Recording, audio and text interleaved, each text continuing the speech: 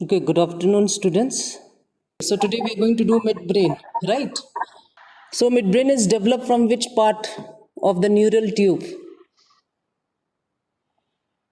Anyone? Mesencephalon. Very good. Mesencephalon is derived from which part of the neural tube?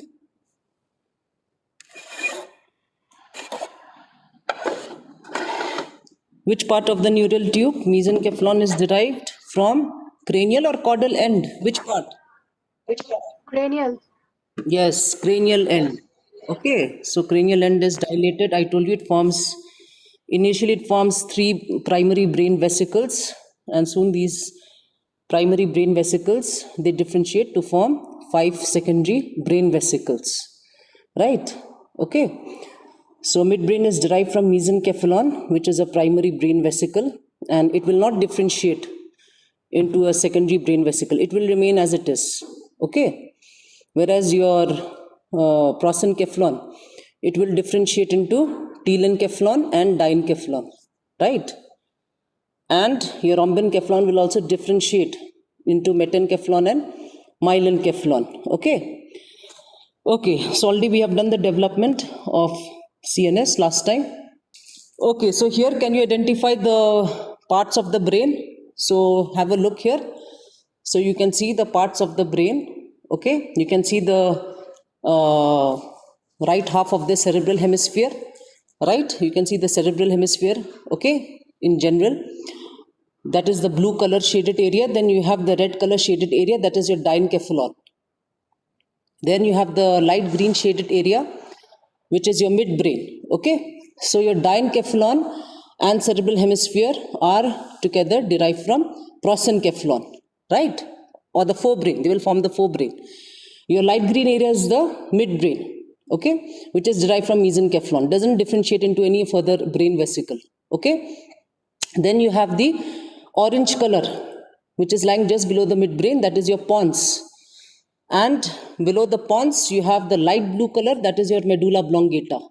Okay, and behind the pons and medulla oblongata, you can see a small lobe, a mini brain. It's also called as mini brain. Okay, so this mini brain is known as a cerebellum, right? So you can see one half of the cerebellar hemisphere. So the pons, medulla oblongata, and the cerebellum, they are derived from rhombencephalon, right? And below the medulla oblongata, the purple one, okay, that is the spinal cord, the beginning part of the spinal cord, right? Okay, so these are the parts of the brain, right? Okay, so coming to midbrain in detail. So you know that your midbrain is the smallest segment or smallest part of the brainstem. It is roughly 1 inch long, right? And it is little more than 1 inch in width. Okay. Now the midbrain contains relay centers. So it contains certain nucleus. Okay. So these nucleus or the gray matter, okay, they act as relay centers for visual and auditory reflexes in the visual and auditory pathway, and also they contain certain nucleus, okay, which perform voluntary motor function. They are responsible for coordination and regulation of voluntary motor function, right? Okay, so these are the important you have important collection of gray matter, you have important collection of fiber bundles, right? So all these we are going to discuss in detail. And you also have important collection of nuclei of certain cranial nerves. Okay, so the midbrain, it also regulates autonomic function because of the presence of the you have this reticular formation system throughout, and it will also regulate your alertness level. It has also center for gaze movement of the eyes, especially for the upward gaze movement of the eyes, right? So this is generally about the midbrain. Okay, so have a look here. So this is a real specimen of the brain, one side of the brain. So this is a mid-sagittal view, and you can see the medial surface of the right half of the brain, right? And you try to identify the brain stem. So you can see the brain stem. So all of you can see the brain stem, that stalk-like structure on top of which you have the cerebrum, right? And behind you have the cerebellum. Okay. So brainstem, it forms a stalk-like structure, and you know that it is made up of your midbrain, pons, and medulla oblongata. And you can see the demarcation also. right? Now in an intact brain or in undissected brain, so if you have a look at the midbrain, you'll see that only the ventral aspect of the midbrain can be seen in an undissected brain, right?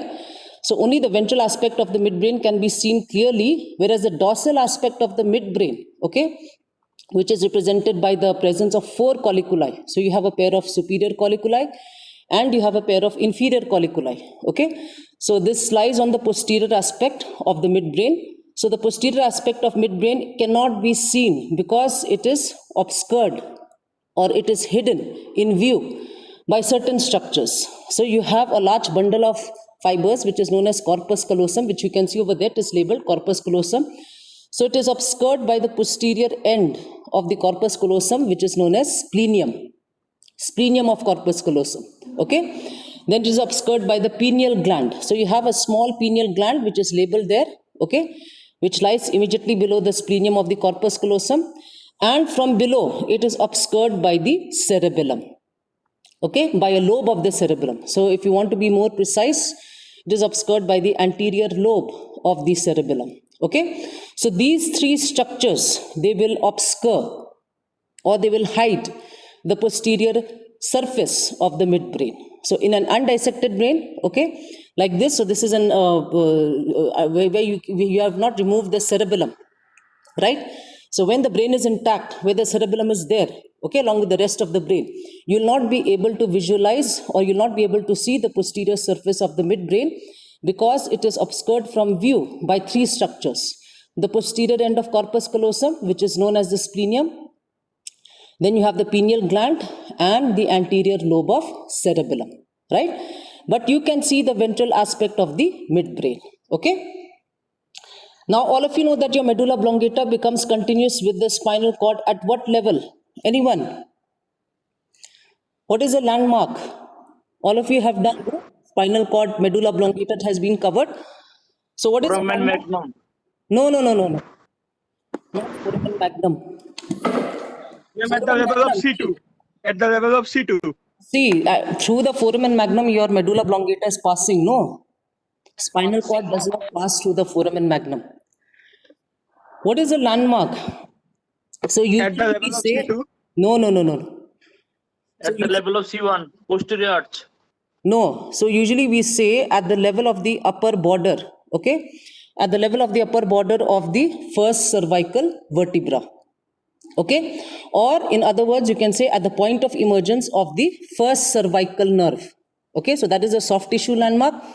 And if you have to talk in terms of hard tissue landmark, then we say at the upper border of the first cervical vertebra. So as soon as it exits, immediately once it exits the foramen magnum, it will begin as the spinal cord, right? Okay. Now you have a canal in the midbrain. So there is a narrow canal which traverses through the midbrain. So the name of that canal is the aqueduct of Sylvius, right? Or simply known as cerebral aqueduct. Okay.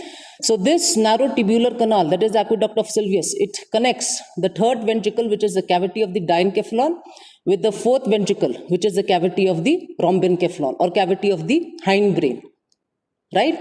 And you know that your 4th ventricle becomes continuous, okay, with the central canal, which is the cavity of the spinal cord. Okay. Now, if you trace the third ventricle upward, you'll see that your 3rd ventricle is continuous on either side with the lateral ventricle, okay, through a very small, tiny foramen, which is known as interventricular foramen of Monro. So you'll have 2 interventricular foramen of Monro, right and left, since you have 2 lateral ventricle. Clear? Okay. So this is your intact brain, okay, and you can see this is your cerebral hemisphere with the 4 lobes, okay. So this is the frontal lobe, temporal lobe, occipital lobe, and you have the parietal lobe here, right? So when you do the cerebral hemisphere, the gross anatomy, you will come to know all the demarcation and how to demarcate these lobes. And sitting below the occipital lobe, so you can see this small lobular structure here, okay. You have a pair of hemispheres here. This is also known as mini brain, okay. So these are your cerebellar hemispheres, okay, or collectively they are known as cerebellum. Together it is known as cerebellum. Together the 2 cerebral hemispheres will form the cerebrum, okay. So these terms you should be very aware, right? So you know that your cerebrum consists of two cerebral hemispheres, right, left, and together they will form the cerebrum. Okay, same thing, your cerebellum contains two cerebellar hemispheres, right and left, and together they will form cerebellum. Okay, and in front of the cerebellum, okay, and at the base of the brain you have the brain stem. So this is your brain stem, right? So why you call it brain stem? Because if you have a look, see, it looks like a stalk of the brain, like you have the stem of the plant, no? So stem of the plant on which many things are suspended, you have the branches growing out from the stem, you have the flowers, the leaves and all. So same thing, this is the brain stem, and the brain stem, okay, is attached to the cerebrum above and to the cerebellum behind, right? And now you know the constituents or the parts of the brain stem. So constituents of the brain stem already you have known, that is your midbrain. So this topmost part is your midbrain, okay? This is your pons, this bulging part, this is your medulla oblongata, okay? And hindbrain, when you talk of hindbrain, it will include the pons, medulla oblongata and cerebellum, okay? So these three parts will form the hindbrain, which is derived from rhombencephalon, right? Okay. Now, as I told you earlier, in an intact brain like this, right, in a real body, that is in the cadaver on the living person, you can see the ventral aspect of the brain, midbrain. You can see the ventral aspect of the midbrain, a little bit of it. You can see the crura cerebri, okay? You can see the crura cerebri of the midbrain, right? But if you have a look at the posterior aspect of the midbrain, can you see it? No, you cannot see. That is what I was trying to say. So you cannot see the posterior aspect of the midbrain. And the reason is because if I just remove this model, so here I have removed this model, right? Okay. And this is your part of your brain containing the brainstem, the diencephalon and the cerebellum. Okay. So here you'll see that the posterior surface of the midbrain is obscured by the posterior end of the corpus callosum, also known as the splenium. Then you have the pineal gland, okay, and by the anterior lobe of cerebellum, or just cerebellum, right? So these three structures will obscure or hide the posterior surface of midbrain in an intact brain, right?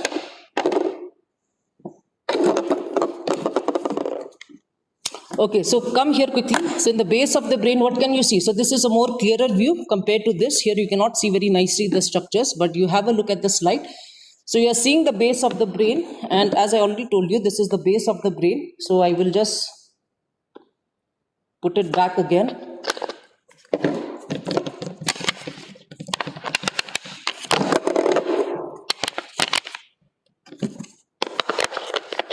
So when you say the base of the brain, you're actually talking about the inferior surface of the brain. So this is the base of the brain, okay?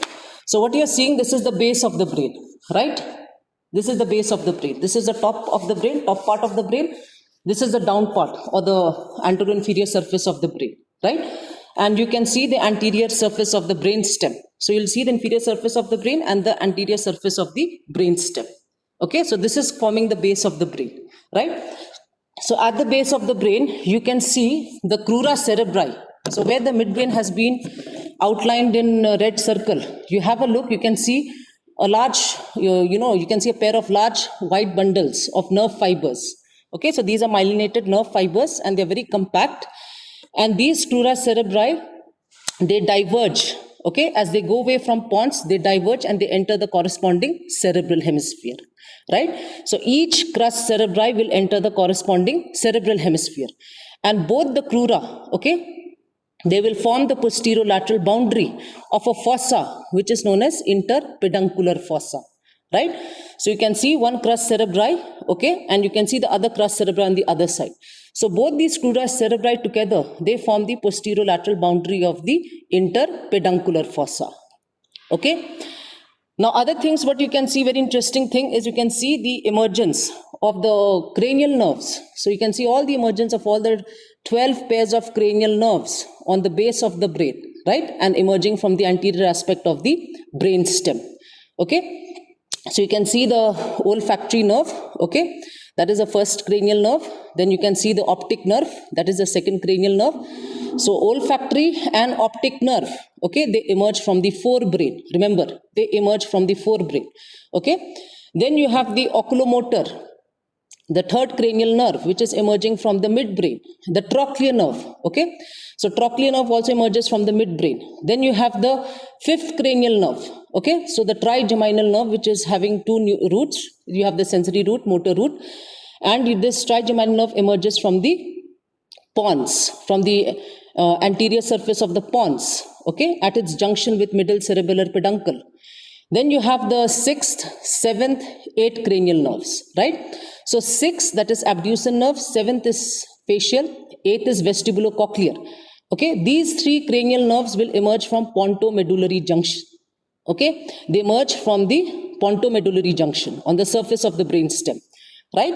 So the sixth cranial nerve, that is abducen nerve, will emerge just above the pyramid between the pons and medulla. Okay, the seventh and eighth cranial nerve, that is the vestibulocochlear nerve, will emerge at the just above the olive of medulla, just above the olive of medulla, at the junction of pons and medulla, right? So 6, 7, 8 emerge from the pontomedullary junction, and they're represented from medial to lateral side. Okay, then you have the 9, 10, 11. So the 9, 10, 11 cranial nerve. 9 is glossopharyngeal, 10 is vagus, 11 is the accessory nerve. So these three cranial nerves, they will emerge. So in case of the 11th cranial nerve, we are talking about the spinal part. Okay, you'll see that they're emerging from the posterolateral sulcus of medulla oblongata. Okay, and you have the 12th cranial nerve, that is the hypoglossal nerve, which will emerge from the anterolateral sulcus of the medulla oblongata, right? So here again, more clearer. So you can see the crus cerebri, CC. So CC means crus cerebri of either side. So you'll have two crus cerebri. Okay. So together they are known as crura. Crura is the plural form of crus. Crus is singular. Okay. So the crura cerebri, okay, they will form the posterolateral boundaries of the interpeduncular fossa. Okay. Anterolateral boundary will be formed by optic chiasma and part of the optic tract. Right? And what lies in the interpeduncular fossa? You have a pair of mammillary bodies. You have the stalk of the pituitary gland. Okay? And you will have the posterior perforated substance. Okay? And you also have the emergence of the oculomotor nerve. Right? Okay? So already I told you the crus cerebri, they are a pair of compact nerve fiber bundles. So they, as they diverge on either side, you'll see that each of the crus cerebri will enter into its corresponding cerebral hemisphere. And near the pons, you'll see that the crus cerebri, they converge. Okay? Right? Okay. So in this, you're seeing the posterior surface of the brainstem. Now this previous view was the anterior surface of the brainstem. And this view is the posterior surface of the brainstem, where you can see that the cerebellum, part of the cerebellum has been removed. Right? And the cerebrum also has been removed. You can visualize the posterior surface of the midbrain very, very clearly. You can see the presence of the 4 colliculi, right? So the presence of these 4 colliculi, you will have a pair of superior colliculus, which is marked as SC, right and left side on either side of the midline, okay? And you'll have a pair of inferior colliculi on either side of the midline, right? So in total, you will have 4 rounded masses of gray matter, which are known as colliculi. So a pair of superior colliculi above and a pair of inferior colliculi below on either side of the midline. Okay, and now you can see the pineal gland, which is overlying, okay, or overlapping the superior colliculus in the median plane. So you can see a small nodular projection. Can you see that in the median plane? So that is your pineal gland, okay, which partly obscures your posterior surface of the midbrain. Okay. Okay, now just below the inferior colliculi, you will see a small, very thin, small membrane, a thin sheet of membrane. So this thin sheet of membrane is known as superior medullary velum, which is labeled in purple color. Okay, so this superior medullary velum, it bridges, okay, it bridges across both the superior cerebellar peduncle, right? Okay, and you'll see that the trochlear nerve, the 4th cranial nerve, it is emerging from the posterior surface of the midbrain, okay? It is emerging from the superior medullary velum. So can you see a pair of cranial nerves going on either side of the midline, just below the inferior colliculi, So when they emerge from below the inferior colliculi, they actually decussate in the superior medullary velum and then emerge on the posterior surface of the brainstem. Okay, so they will wind down the lateral aspect of the brainstem, right? Okay. Then you also have 3 pairs of cerebellar peduncles. So I have labeled only one side. So you'll have superior cerebellar peduncle, middle cerebellar peduncle, and you'll have inferior cerebellar peduncle. So it is paired. Okay, you have right and left. Now, what is the function? What is the purpose of having the what is the purpose of having all these cerebellar peduncles?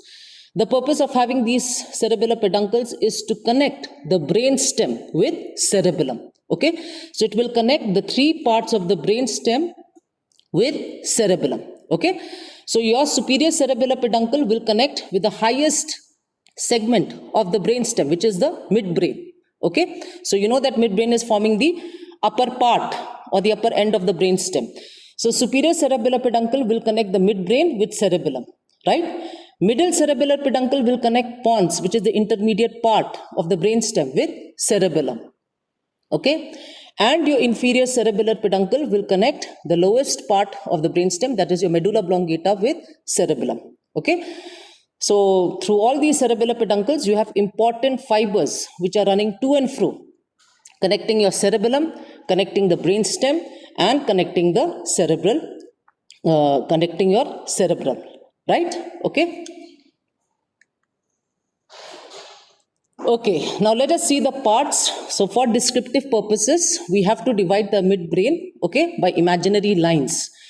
So you take a transverse section of the midbrain at any level. So if you take a transverse section of the midbrain at upper level or lower level, you'll see that this is how a typical section of the midbrain looks like. Okay, right? So if you have a look, you know that I told you the midbrain is having a very narrow tubular canal. Okay, so you can see the narrow tubular canal. So that canal is called the aqueduct of Sylvius, right? So it lies more towards the posterior side of the midbrain. So what you do is you draw one transverse imaginary plane, which is passing through the aqueduct, okay, passing through the aqueduct of Sylvius, right? So this will divide the midbrain into 2 parts, okay? So you will have a smaller posterior part, which is known as the tectum. Okay, now the tectum is made up of 4 colliculi, right? So already I've mentioned you have a pair of superior colliculi, you have a pair of inferior colliculi, okay? And all these 4 colliculi together, they form the corpora quadrigemina. So what is corpora quadrigemina? This is actually a Latin word, and it actually means quadruplet bodies. So quadrigemina means quadruplet, that means 4. Corpora means bodies. So you have 4 rounded bodies of grey matter here. So they are all a collection of grey masses or grey matter or nuclei, right? And they are known as the colliculi. So you'll have a pair of superior colliculi at the top, at the upper level of the midbrain, and at the lower level of midbrain, you'll have a pair of inferior colliculi on either side of the midline. Okay.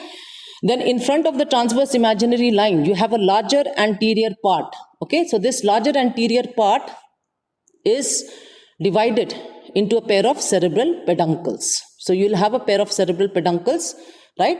And each cerebral peduncle, okay, will be made up of 3 parts. So these 3 parts from front to back are, you'll have a pair of crus cerebri, okay? So you can see the crus cerebri, right? So crus cerebri also has another name. It is also known crus cerebri is also known as basis pedunculi. So that labeling is not correct. So crus cerebri is also known as basis pedunculi, right? Then behind the crus cerebri, you'll have a pair of pigmented mass, grey matter. Okay, so you have a pair of pigmented grey matter mass, which is known as the substantia nigra. Okay, so this substantia nigra contains melanin. So it is heavily having lots of melanin pigment, so it will appear dark in color, right? Okay, so in a brain section, it appears dark in color. And behind the substantia nigra, you have a common central part. Okay, you have a common central part, which is known as the tegmentum. Okay, so tegmentum is actually, it is continuous across the midline. Okay, so both sides of the tegmentum, they are continuous across the midline, right? So these are the parts of the midbrain, and they are purely divided because for the purpose of description. Okay, so what are the important nuclei present in the midbrain? So quickly, as I told you earlier, you'll have the nuclei of two cranial nerves, which are located inside the midbrain. Okay, so you'll have the nuclei of the third and fourth cranial nerves, that is oculomotor and trochlear nuclei. And both these nuclei, one will lie at the upper level, one lies at the lower level of midbrain. So at the upper level of midbrain or at the level of superior colliculus, you'll have the oculomotor nuclei. At the level of inferior colliculus or at the lower level of midbrain, you'll have the trochlear nuclei. Okay, so both these nuclei, they lie ventral to the periaqueductal gray matter. So what is periaqueductal gray matter? So here you can see that the aqueduct of Sylvius, okay, is surrounded by central mass of gray matter. Okay, so it is surrounded by central mass of gray matter. So this central mass of gray matter is known as the central gray matter or periaqueductal gray matter. It has two names. So it is known as central gray matter or periaqueductal gray matter. Okay, so as the name suggests, it is made up of gray matter, and in this gray matter you have the presence of certain important nucleus. Okay, so what important nucleus you have already we have discussed. So just lying ventral to the periaqueductal gray matter will have the oculomotor and the trochlear nucleus. Okay, then on the lateral side of the periaqueductal gray matter, we will have the mesencephalic nucleus of the fifth cranial nerve or the trigeminal nerve. Okay, now mesencephalic nucleus is a sensory nucleus, purely sensory nucleus. Okay, oculomotor and trochlear nucleus, on the other hand, they are purely motor nucleus, right? Okay. Now, mesencephalic nucleus of the fifth cranial nerve, it is present throughout the midbrain. Okay, it is present at both the levels of the midbrain, right? Then besides the nucleus, you also have the colliculi, as we have already discussed, superior and inferior colliculi. So they are nothing but their collection, they are masses of gray matter, okay, and they act as relay nuclei for visual and auditory pathways, and they are concerned with visual and auditory reflexes, right? Okay, then besides this, we have the red nucleus. Okay, so red nucleus will give rise to rubrospinal tract. So all of you have done the rubrospinal tract. It is forming a major component of the extrapyramidal system and is responsible for the coordination and regulation of voluntary motor activity of the limb muscles, especially the flexor group muscles, right? Okay, then you have the pretectal nucleus. Okay, so pretectal nucleus also plays a very, very important role in visual reflexes like accommodation, right? Okay, pupillary light reflexes, right? Okay, so now let us take a transverse section. So this is a transverse section of the midbrain at the level of inferior colliculi. Okay, so at the level of inferior colliculi. So at the level of inferior colliculi means this is a transverse section of the midbrain taken at the lower level. So you may have a question saying that draw a transverse section of midbrain taken at the level of inferior colliculi. Then you'll have to draw this particular diagram. Okay, so let us have a look what structures are present. So here, if you see, you first divide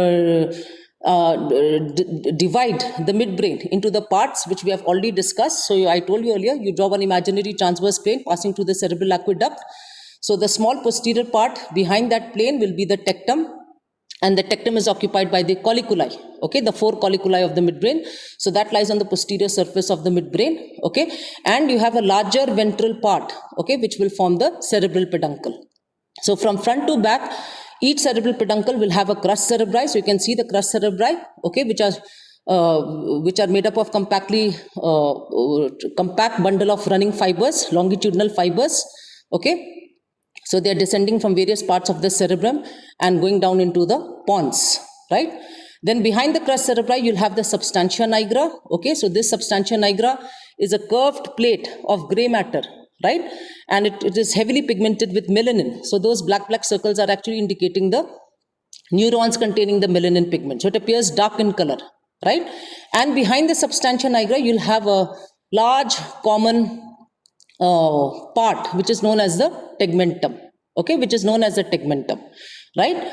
So the tegmentum is continuous with the opposite side across the midline. Okay, now if you have a look, the two crus cerebri, they are separated together in front by a deep V-shaped notch. So you can appreciate a deep V-shaped notch or a deep V-shaped fissure, right?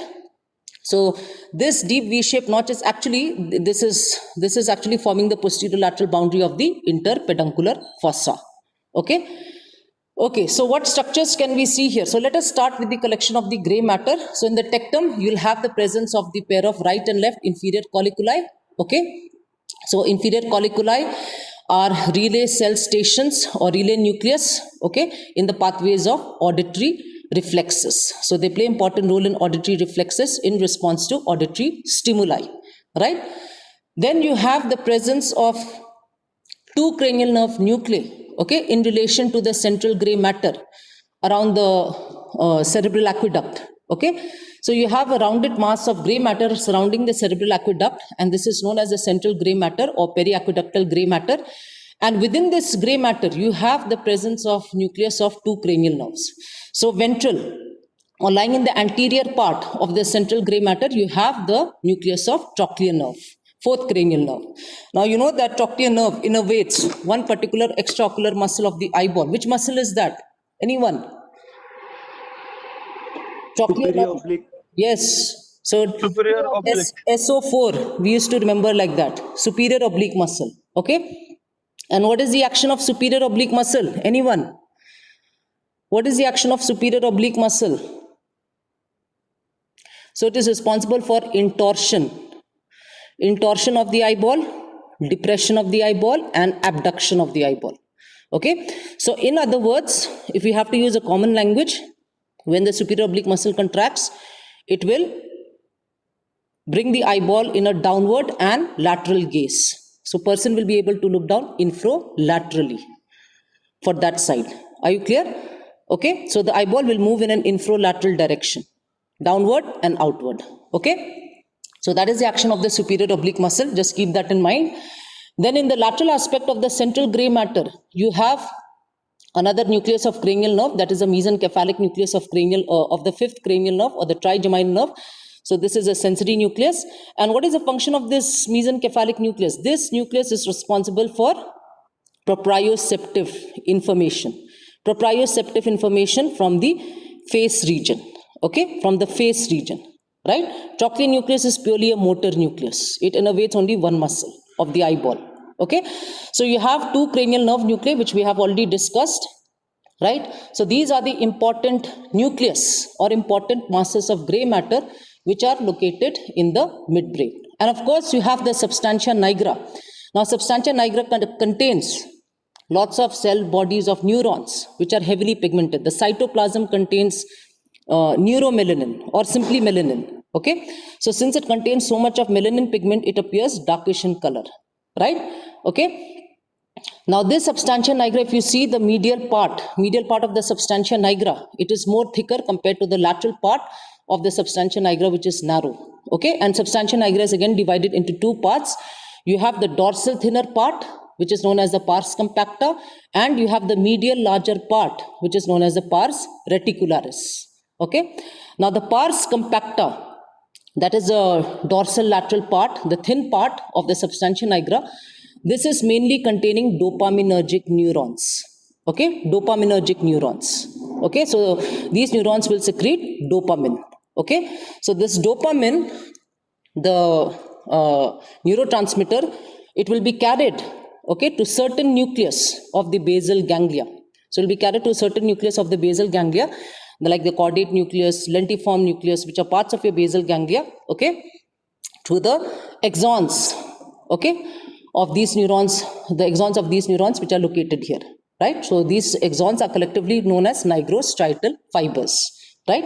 Now, on the other hand, the pars reticularis, which is represented by the medial thicker part, okay, here the neurons are prominently GABAergic neurons. Okay, so the neurons will secrete GABA, as the name suggests. So these are all neurotransmitters, right? Okay, now coming to the crus cerebri. So if you have a look at the crus cerebri, so let us see what is there, what kind of fibers run in the crus cerebri. So it is already labeled here. So each crus cerebri will be divided into three parts, right? So you'll have the medial 1/6, lateral 1/6, and you'll have a larger intermediate part which comprises the middle 2/3 of the fibers, right? So they are all made up of longitudinally running fibers and they are compact. Remember, all these are compactly arranged fibers, thick fibers, right? Myelinated fibers. So here in the medial 1/6, you'll have frontopontine fibers. That means fibers which are arising from the frontal lobe of the cerebral cortex. And as the name suggests, they're going to the pons. Okay, they will end in the pontine nuclei. In other words, they will end in the pontine nuclei of the pons. Okay, now from the pontine nuclei, the axons of these fibers will emerge, okay, and they will decussate, they will cross over to the opposite side and enter the opposite cerebellum, right? Okay, so actually frontopontine fibers, they form a part of the corticopontocerebellar pathway, right? So for fine motor regulation between cerebrum and cerebellum, coordination is needed between cerebral cortex and cerebellar cortex, right? Okay, so same thing in the lateral 1/6, you'll have the rest of the corticopontine fibers arising from the remaining lobes, that is from the temporal lobe, occipital lobe, and parietal lobe of the cerebral cortex. So respectively, the fibers will be called temporopontine, occipitopontine, and parietopontine fibers. So again, all these fibers will end in pontine nuclei. They will cross to the opposite side and enter the opposite cerebellar cortex, right? So they all form part of the corticopontine cerebellar pathway, okay? And then you have the middle 2/3. So this is the thickest layer, and this is made up of corticospinal and corticonuclear fibers, right? So you know that your corticospinal fibers are part of they form your pyramidal tract, okay? And corticonuclear fibers are those fibers which will end in the various nuclei, in the various motor nuclei, which are located in the rest of the brain stem, okay?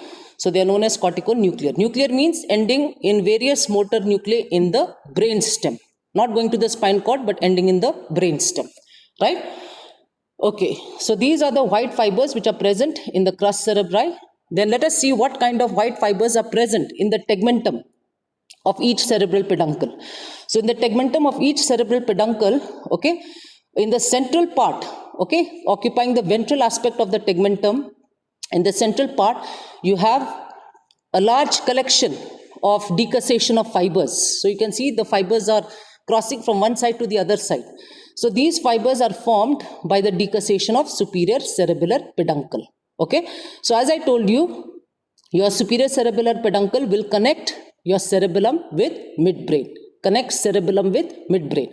So here the fibers, they arise from the cerebellum. Okay, so the fibers arise from the cerebellum, right? And these fibers will end, most of these fibers will end in the red nucleus of the midbrain, and some of these fibers will ascend to the thalamus. Clear? Okay. So these fibers which arise from the cerebellum, which are entering the midbrain, they will cross from one side to the other side. So they cross the midline. Okay, so this is known as decussation of superior cerebellar peduncle. Now just in front of the decussation of superior cerebellar peduncle, you have two important tracts which are known as the rubrospinal tract, which is shown in red color. Okay, you have the rubrospinal tract, right? Now just behind, okay, just dorsolateral to the substantia nigra, you have a collection, a curved collection of lemniscus. Again, these are bundles of running fibers. Okay, so these are bundles of fibers. These are made up of ascending fibers, right? Your rubrospinal tract is a descending fiber. Okay, so you have a collection of lemniscus which are made up of ascending fibers, and these lemniscus, you have three types of lemniscus which are running just behind the substantia nigra. So these are from medial to lateral. You'll have medial lemniscus, that is ML. So medial lemniscus is mainly made up of fibers coming from the ventral spinothalamic tract. So they are part of your posterior column pathway. Okay. Then behind the medial lemniscus, you have the trigeminal lemniscus. Okay, trigeminal lemniscus. So these are ascending fibers which are carrying sensations from the face region, right? Only from the face region. Okay. Somatic sensations, right? And then you have the spinal lemniscus. Spinal lemniscus is made up of fibers from the lateral spinothalamic tract and some fibers coming from the spinotectal tract. Okay. So spinal lemniscus is responsible for sensations of pain, temperature. Okay. Pain and temperature, right? Coming from the rest of the body other than the face, right? Your medial lemniscus is responsible for sensations of touch. So you have fine touch, you have crude touch, you have pressure. Okay. Then you'll have sensation of vibration, sensation of position of joints, that is proprioception, okay? Then you'll have tactile localization, tactile discrimination, stereognosis. So all these sensations are carried, okay, from the rest of the body to the medial lemniscus. Okay, so all these lemniscus are ascending fibers. They're part of your ascending tracts, right? Now, slightly more posterior to all these lemnisci collection, you have another lemniscus which is known as lateral lemniscus. So you can see the lateral lemniscus which lies more towards the posterior surface of the midbrain, towards the tectum part. So this lateral lemniscus basically contains ascending auditory fibers. Okay, so they are part of your auditory pathway. They contain ascending auditory fibers, right? So these fibers of the lateral lemniscus, which are carrying the auditory impulses from the cochlear nucleus, right? They will terminate in the inferior colliculus of each side. Okay, they will terminate in the inferior colliculus of each side. Okay, okay. Then here, in the just behind the superior cerebellar peduncle, in front of the trochlear nucleus, in the tegmentum part, okay, in the tegmentum part of the cerebral peduncle, you'll see again two bundles of fibers. So just in front of the trochlear nucleus, you have a pair of medial longitudinal fasciculus, right? So this medial longitudinal fasciculus, they are a bundle of running fibers which interconnects the nuclei of third, fourth, sixth, eighth nucleus and spinal nucleus of accessory nerve. Okay, so what is the function of medial longitudinal fasciculus? So medial longitudinal fasciculus basically helps, okay, basically regulates the position of the eyes, the head and neck in response to the action of vestibulocochlear nerve. Okay, so in response to vestibulocochlear nerve, it will regulate the movement of eyes, head and neck. Okay, now lying just in front of the medial longitudinal fasciculus, you also have an important descending tract that is known as the tectospinal tract.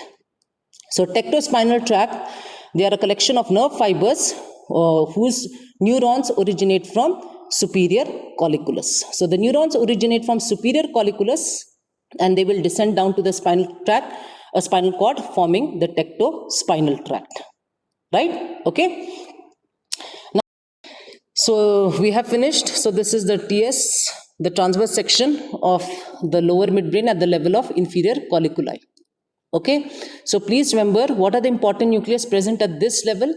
So you have only two cranial nerve nucleus, the trochlear nucleus, and you'll have the mesencephalic nucleus of trigeminal nerve. One is a sensory nucleus, one is a motor nucleus.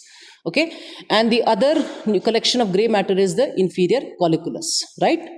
The rest structures which are present are more or less all fibers of the ascending and descending pathways. Now you have the substantia nigra which also contains neurons, okay, as I already told you.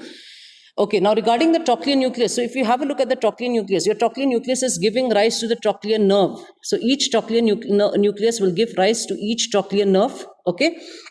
And very interesting thing about is that you see the course of the trochlear nerve as it emerges from its corresponding trochlear nucleus, it winds round the back, okay? It winds round the back of the central gray matter and it will decussate in the superior medullary velum. As I already told you in the beginning, it will decussate in the superior medullary velum. So here you can see the right trochlear nerve, okay? It crosses the midline and goes on the left side of the midbrain.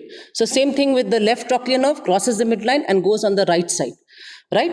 So it will decussate in the superior medullary velum and it will emerge on the posterior surface of the brainstem. Okay, right? Okay, so inferior colliculus, they act as reflex centers of auditory pathway in response to auditory stimuli. So already this I've told you. So they help in differentiation of sounds. So you can identify human sounds, you can identify your particular friend's voice, okay? You can identify the various sounds and you can also pinpoint the exact location from where the sound is coming, okay? So for example, you are going, okay, you're walking and suddenly your friend calls you from the back, okay? So you have not seen your friend, but you hear your name being called by your friend. So as soon as you hear your name being called, what do? You reflexly turn your head, okay? You reflexly turn your head towards the source of sound. So that is what it means, sound localization. Clear? Okay? So these are all, they act as reflex centers, okay? in response to auditory stimuli, right? So again, the same thing. Now, from the inferior colliculus, okay, impulses will be sent to medial geniculate body of the thalamus, right? Okay. So how will the auditory impulses go to the medial geniculate body of thalamus? It will go to medial geniculate body of thalamus via a ridge, okay, via a ridge which is known as the inferior brachium. So the inferior brachium connects the inferior colliculus of each side with the corresponding medial geniculate body of thalamus. And the medial geniculate body of thalamus in turn will project the impulses to the primary auditory cortex, that is areas 41 and 42 in the cerebral cortex, right? Okay, so that is how the auditory impulses are processed, and they give out the appropriate motor responses, right? So this is a stained section of the midbrain at the level of the inferior colliculus, and you can identify the gray matter, which is seen as pinkish color, and the white matter appears as darkish blue color, right? So wherever you have the white matter, you will have darkish blue color. Wherever you have gray matter, that is the neurons, collection of the cell bodies of neurons, you'll see that it is stained as pinkish matter, okay? Okay, so what are the afferents? So quickly, if you see the afferents of the inferior colliculus, you have the lateral lemniscus. Already, as I told you, lateral lemniscus is made up of ascending auditory fibers coming from the cochlear nuclei, and it will also receive afferent fibers from the opposite side inferior colliculus. That is a contralateral inferior colliculus, right? So impulses comes from both the ears, in other words, okay? What about the efferents? So the efferents from each, the output or the efferents from each inferior colliculus will project to medial geniculate body via the inferior brachium. And from the medial geniculate body, it will project to the auditory cortex in the cerebral hemisphere via the auditory radiation. Okay, and besides, which will also project to the opposite side inferior colliculus and the same side, that is ipsilateral superior colliculus. Okay, so this ipsilateral superior colliculus in turn will send fibers to motor nuclei of cranial nerves in the brainstem for proper coordination, right? What is written? Okay, then efferents will also be sent to the cerebellum and to the lateral lemniscus of the auditory pathway. So what is the transverse section of the upper midbrain at the level of superior colliculi showing? So at the level of the upper midbrain or at the level of the superior colliculi, you can again see very important nucleus. Okay, you can see two important cranial nerve nucleus. Again, you'll have the mesencephalic nucleus of trigeminal nerve, which is a sensory nucleus, okay, which is carrying somatic sensations from the face region, and you have the oculomotor nucleus. So this is purely a motor nucleus of the third cranial nerve. Okay, now besides these two cranial nerve nuclei, you also have a collection of round masses of gray matter on the posterior surface, that is in the region of the tectum. Okay, so these are the superior collicular mass. Okay, then besides this, in the ventral aspect of the tegmentum, okay, occupying the ventral aspect of the tegmentum of each cerebral peduncle, you have a pair of red nucleus. Okay, so red nucleus, they are large ovoid masses, so they appear as ovoid masses on cross section. But if you see in a longitudinal section of the red nucleus, they're actually elongated, cigar shaped. Okay, but in transverse section, they appear as ovoid masses. They're roughly half centimeter in diameter. So they're large collections of gray matter. Okay, now why it is called red nucleus? Very interesting thing is it is called red nucleus because in a very fresh specimen of the midbrain, so in a fresh cadaver, when you take out, okay, the midbrain, you take a cut section at the level of superior colliculus, you'll see that the red nucleus appears pinkish red color. Okay, it appears pinkish red color, right? Okay, so why does it appear pinkish red color? Because the red nucleus contains lots of iron, right? So the iron is in the form of ferritin and some amounts of hemoglobin. So they are present in the red nucleus and they're responsible for pinkish reddish color. Okay, but over a period of time, if the transverse section of the midbrain is kept for a long duration, you'll see that the red nucleus gradually loses its color. So it is red only when it is fresh specimen. Okay. Okay, so what other else you'll see? What other fibers? So same collection of fibers you'll see in the crus cerebri, as we have already discussed in the level of the midbrain at the level of inferior colliculus. Substantia nigra, again, same thing. Okay, there is no change in these two, but in the tegmentum, okay, you will see that you have certain collection of fiber bundles which are not present at the level of inferior colliculi, but which are present at the level of superior colliculi. So what are these fiber bundles? So let us have a look. So very interesting thing, in the central part of the tegmentum, okay, in the central part of the tegmentum of each cerebral peduncle, in the midline, okay, you will see that there is decussation of fibers. Decussation of fibers. So you'll have two bundles of decussation of fibers. You have the dorsal tegmental decussation, okay, which lies just in front of the central gray matter, and you have the ventral tegmental decussation, which lies just in front of the red nucleus, okay. So what is a ventral tegmental decussation? Ventral tegmental decussation is nothing but decussation of fibers arising from neurons of red nucleus, okay. So the neurons of the red nucleus will give rise to axons, and these axons will cross the midline to the opposite side, and they will descend down to form the rubrospinal tract. Rubrospinal tract. So after they decussate, the fibers will descend down to the spinal cord as rubrospinal tract. So that means your rubrospinal tract is a crossed tract. In other words, because of decussation, right? Now, what about the dorsal tegmental decussation? Your dorsal tegmental decussation, okay, if you have a look at the dorsal tegmental decussation, you'll see that your dorsal tegmental decussation, it lies just behind your red nucleus, okay, and behind the dorsal tegmental decussation, lying in the anterior part of the central gray matter, you have the oculomotor nucleus. Very, very important nucleus, the oculomotor nucleus, okay. Now, unlike the trochlear nucleus, you will see that the oculomotor nucleus will give rise to the oculomotor nerve fibers, and these nerve fibers are uncrossed. Uncrossed. That means they do not cross to the opposite side, right? So they will emerge from either side of the oculomotor nucleus, and they pass ventrally, they'll pass through the red nucleus, and they will emerge on either side of the crus cerebri, okay? So they are ipsilateral nerves, they do not cross, keep that in mind, okay? Now, just lying in front of the oculomotor nucleus, you also have a prominent bundle of fibers, which is known as the medial longitudinal fasciculus, which already I've told you, okay, and which is also present at the level of inferior colliculus. And at the lateral side of the central gray matter, you have the mesencephalic nucleus of trigeminal nerve, same location, like at the level of inferior colliculus. And remember, they are carrying somatic sensations from the face region. What kind of sensation? Proprioceptive sensations, right? Okay. Now, superior colliculus, if you remember, your superior colliculus, they act as relay cell stations, okay, in the visual pathways, and they're concerned with visual reflexes, especially your pupillary light reflex and accommodation reflex, okay. So, pupillary light reflex and accommodation reflex, okay, they are one of the cell stations concerned with these visual reflexes, right.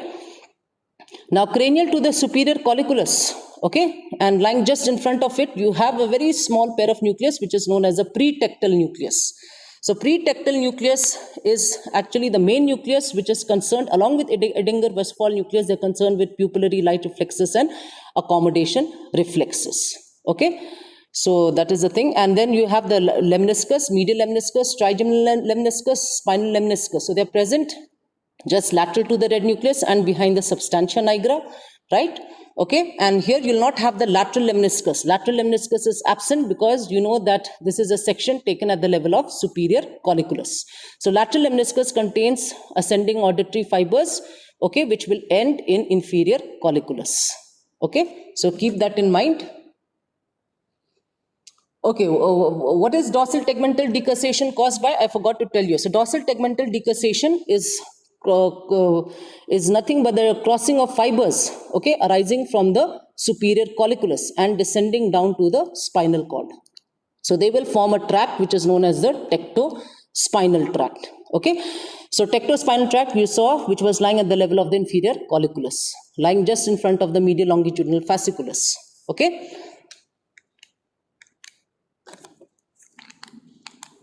Okay, so quickly, superior colliculi, what do they serve as? So they serve as reflex centers of visual pathway, and they influence the position of the head and eyes in response to visual, auditory and somatic stimuli, okay. They're concerned with accommodation reflex, and they're also concerned with direction of moving objects in the visual fields and facilitates visual orientation, searching and tracking, okay. So these are the important functions of the superior colliculi, and these are the important afferents. So you have the retinotactile fibers which are carrying visual impulses from the retina, they will carry, right? Okay. So you know that each optic nerve is carrying impulses, each optic tract is carrying impulses from the ipsilateral temporal half of the retina and contralateral nasal half of the retina, right? So they will project to superior colliculus, okay? Then it will also receive impulses from the corticotactile fibers, that is the visual association cortex. So this is concerned with accommodation reflex and pursuing objects across visual field, right? Okay. So for example, when you see a very nice sports car suddenly zooming in front of you on the road, you start tracking the movement of that car.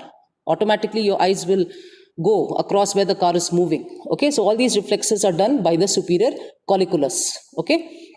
Then it also receives afferents from the opposite side superior colliculus, then from the same side inferior colliculus. So it will receive auditory influence or auditory stimuli for proper coordination, right? And spinotactile fibers for somatic stimuli.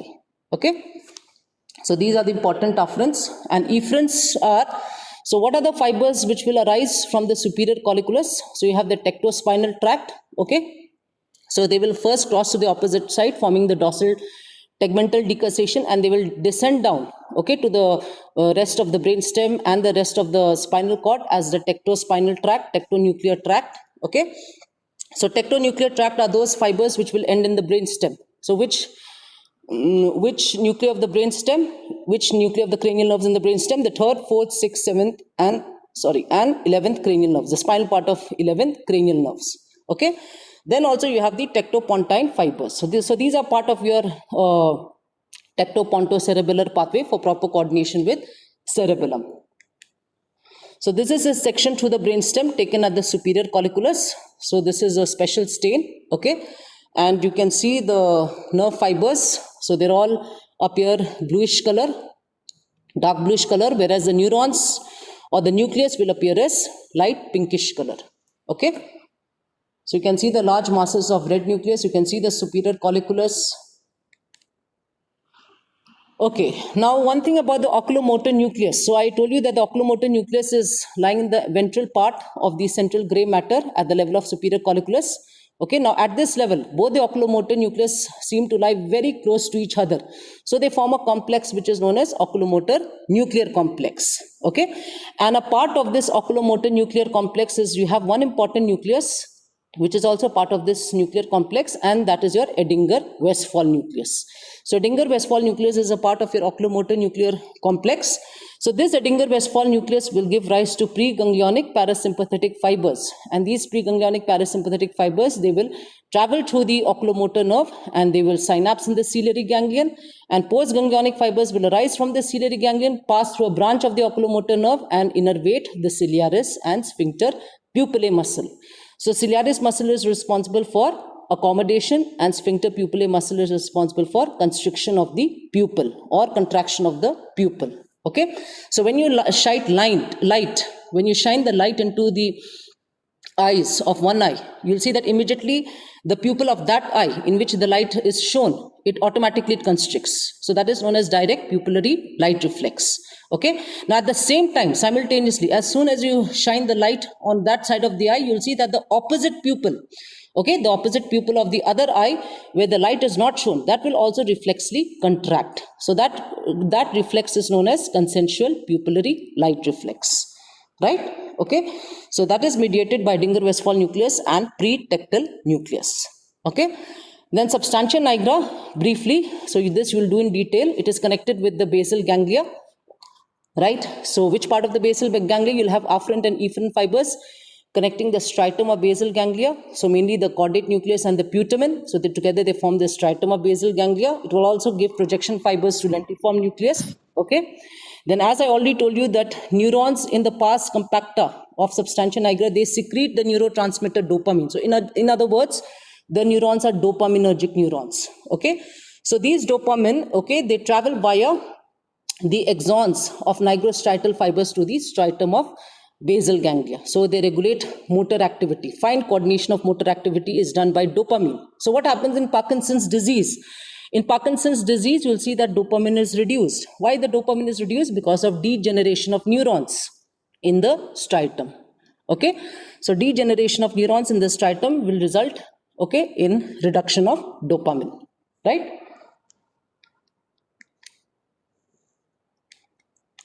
Okay, so here quickly coming to the arterial supply of the midbrain. So you'll see that the main arterial supply is coming from the basilar artery, right? So this is your basilar artery, and the basilar artery gives rise to a number of branches, and out of those important branches you have to remember the posterior cerebral artery and the superior cerebellar artery, and also the paramedian branches of posterior cerebral artery. Okay, so mainly two arteries, the posterior cerebral and superior cerebellar arteries. Okay, now out of these arteries, you'll see that the posterior cerebral artery, it has a large area of arterial supply to the midbrain. So you'll see that on either side of the midline, it gives rise to a number of paramedian branches. Okay, so these paramedian branches will supply the ventral side of the midbrain. Okay, that is mainly your cerebral peduncles, and you have a very important branch, okay, arising from the posterior cerebral artery. So this important branch is known as the quadrigeminal artery, QA, okay, quadrigeminal artery. So this is a branch of posterior cerebral artery. So this artery will supply the superior and inferior colliculus, superior and inferior colliculus. Okay, so from the name you'll come to know, right? Okay, then in addition to that, yeah, in addition to that, you have superior cerebellar artery. The superior cerebellar artery will supply the posterior aspect of the midbrain. Okay, posterior aspect of the midbrain, right? Okay, so these are important branches. And if there is any occlusion of these branches, it will result in various syndromes, which we will discuss now quickly. Then besides this, you have some arterial supply coming from branches of posterior choroidal arteries and posterior communicating arteries as well. Okay, so quickly coming to applied anatomy, I'm almost finished. Now this is very, very important. When you get posted in the ophthalmology ward, okay, or in the OPD, you'll have these patients which are coming commonly with the lesions of the third cranial nerve.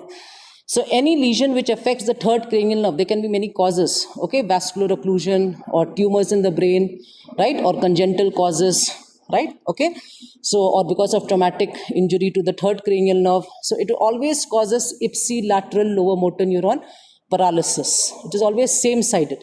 So why the paralysis will be on the same side of the affected nerve? Anyone? Because there is no decussation of fibers. Simple as that. Okay, so when there is no crossing of fibers, the lesion will always be seen on the same side. Okay, the symptoms will be seen on the same side of the lesion, right? Okay, so how will the patient present? So just have a look at this picture. So in this slide, you will see that the patient is presenting with left oculomotor nerve palsy. So this condition is known as left oculomotor nerve palsy for this particular patient, right? So you'll see that there is ptosis, there's drooping of the upper eyelid on the left side. Okay, so because of paralysis of levator palpebrae superioris. So you know that your oculomotor nerve supplies most of the extraocular muscles of the eyeball, okay, except two muscles, superior oblique and lateral rectus, right? Then the patient will present with lateral squint or external squint. So why lateral squint, external squint? Because medial rectus is paralyzed and you have unopposed action of lateral rectus muscle. So that will cause the eye to deviate to the lateral side. Okay, pupil will be dilated, okay, because of paralysis of sphincter pupillae muscle. Okay, loss of accommodation reflex because of paralysis of ciliaris muscle, right? Protruded eyeball. So you'll see that the eyeball is bulging slightly on the affected side as compared to the normal side. So this is because of the loss of tone of the paralyzed muscle. So you know when a muscle is paralyzed, it loses its tone. So when it loses its tone, it cannot keep the eyeball, it cannot hold the eyeball in normal position. So the eyeball will tend to bulge out slightly. Okay, because all the muscles are lax now. Okay, and lastly, diplopia. So that is double vision. Diplopia means double vision. So why does double vision occur? Because of misalignment, okay, of the image formation on the retina of both the eyes due to the affected oculomotor nerve palsy. Okay, lesion of fourth cranial nerve. Now, when a patient presents with lesion of fourth cranial nerve or the trochlear nerve palsy, you know that your trochlear nerve innervates only one muscle of the eyeball, superior oblique muscle. And I told you the action of that superior oblique muscle. What does the superior oblique muscle do? It brings about intorsion, depression, and abduction. So, in other words, in a simple language, if I say, this muscle is responsible for downward and outward deviation of the eyeball. or downward and lateral movement of the eyeball, right? Okay, so the pupil will be directed downward and laterally. Okay, that is a normal function of superior oblique muscle. So when the superior oblique muscle is paralyzed, okay, naturally there'll be upward deviation of the affected eye. That means elevation of the eye will be there, okay, since depression is lost. Okay, then there'll be diplopia on looking downward, double vision looking downward, especially when walking downstairs, right? Okay, so because you know that superior oblique muscle is responsible for downward and outward movement of the eyeball, so naturally when the patient attempts to look downwards, like say when climbing downstairs, he has to look the steps, so there'll be double vision, okay, because that the normal function of superior oblique muscle is gone. Okay, now superior oblique muscle will always present on the opposite side. For example, if the left trochlear nerve, okay, is damaged, so the symptom will be seen in which eye? Will it be seen in the left eye or in the right eye? Right. Yes, in the right. Why? Because of decussation of nerve fiber of the trochlear nerve. So if you remember, the trochlear nerve, as soon as it emerges from the trochlear nucleus, okay, it goes by the side and behind the central gray matter. It will decussate. That means it will cross the midline to the opposite side, okay, before it emerges on the posterior surface of the midbrain. Clear? So if the left eye is affected, so here you can see that the left eye is affected where the patient is looking upward, okay, because of loss of superior oblique muscle. So this left eye, okay, is controlled by the right trochlear nerve. Clear? Okay, I hope it is clear. So symptoms will be always on the opposite side, okay. And lastly, you have a collection of 3 syndromes because of vascular occlusion or tumors. And these are common syndromes of the midbrain. So you have the Perinaud syndrome, you have the Benedict syndrome, and you have the Weber syndrome, right? So most common causes because of ischemia as a result of occlusion of the branches of arteries which are supplying the midbrain. So I told you the main arteries, the branches of superior cerebellar artery and posterior cerebral artery which are rising from basilar artery, okay? So in Weber's syndrome, you can see the shaded areas. So these are affected because of ischemia, the neurons and the nerve fibers are deprived and they start dying, right? So you'll see that the crus cerebri is affected, number 1, okay? Then you'll see that the substantia nigra is also affected, okay? And you'll see that the oculomotor nerve is also affected of the same side, right? So in Weber's syndrome, if the crus cerebri is affected, patient will present with contralateral hemiplegia, okay? Because the corticospinal fibers, they undergo decussation in pyramids. So you know that you have pyramidal decussation. So patient will present with contralateral hemiplegia. That means paralysis of half of the body, but on the opposite side, okay? Then substantia nigra, since it is affected, so patient will present with, there'll be incoordination, there'll be abnormal incoordination movement, there'll be tremors, right? And if the oculomotor nerve is affected, okay, then it will result in ipsilateral oculomotor nerve palsy. So that is Weber's syndrome, okay? Then you have a syndrome which is known as Benedict syndrome, where only the tegmentum of the midbrain is affected due to vascular occlusion, right? So in Benedict syndrome, the tegmentum is affected. In Weber syndrome, the cerebral peduncle is affected. The anterior part of cerebral peduncle is affected, along with the oculomotor nerve, okay? So in Benedict syndrome, again, you'll have the involvement of all the lemniscus. So you'll have the involvement of the medial lemniscus, trigeminal lemniscus, and spinal lemniscus. You'll have the involvement of red nucleus, and you'll have the involvement of the oculomotor nerve, okay? So in such conditions, how will the patient present? So since all the lemnisci are affected, so there will be contralateral loss of pain and temperature, okay, on the body and the face, okay? Contralateral loss of touch, that means fine touch, pressure, vibration, okay, stereognosis. So proprioception, all this will be lost if the medial lemniscus is affected, okay? And if the red nucleus is affected, then there will be incoordinated voluntary loss of motor movement, right? Because you know that your red nucleus is controlling your voluntary motor function, right? So there'll be incoordination of voluntary motor muscles, especially the flexor group of muscles. And again, if oculomotor nerve is affected, then it will give rise to ipsilateral oculomotor nerve palsy, right? And then lastly, you have the Perinaud syndrome, okay? So if you have a look at the Perinaud syndrome, so this is a syndrome which occurs because of vascular occlusion supplying the tectum or the posterior side of the midbrain, and because of, most commonly due to compression of compression of the tectum by pineal gland tumor. Okay, so that is also very common cause. So because of pineal gland enlargement, that will compress, especially the superior colliculus, giving rise to Peyronie's syndrome. Okay, so what will happen in Peyronie's syndrome? In Peyronie's syndrome, there is only loss of upward gaze movement of the eye because the upward gaze center is located at this level in the tectum. Okay, so since this upward gaze center is affected, okay, so it will result only in loss of upward gaze movement of the eye. Rest of the eye movements will be normal. Okay, right? Since your oculomotor trochlear nerves are all intact, rest of the eye movements will be normal. Okay, so that finishes my lecture. Okay, so thank you very much. Thank you, ma'am. Yes, thank you. Thank you, ma'am.